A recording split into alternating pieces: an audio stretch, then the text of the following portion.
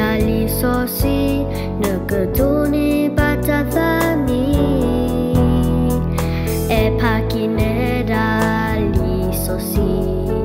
Kahikina le tathakua Ketuluna le talekle Kemamuna thatobo Li sosi neme Yuakalu yuaketa Uro asukomo Uwero kehukenyo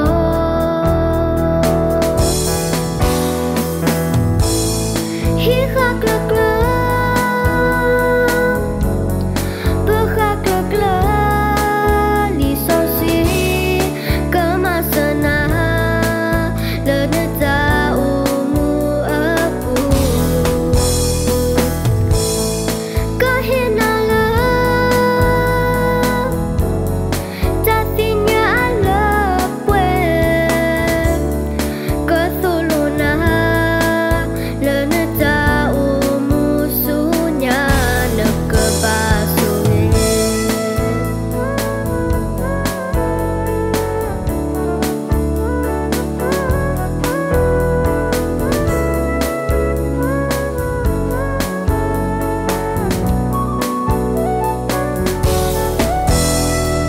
Peno uwedo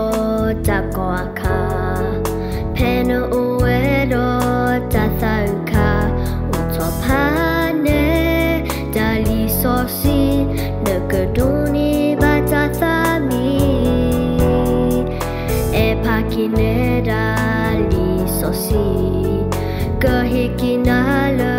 tathakua Ketuluna le talekle Kemamuna thatobo Li sosi neme Yuakalu yuaketa Uro asukomo Uwedo kehukenyo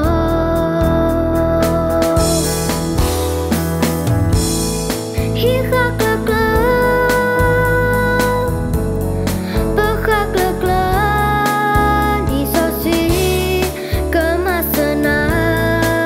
Leneta umu apu Kehinala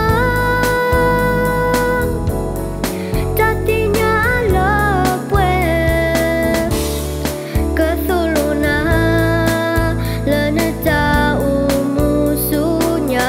Nekebasuhe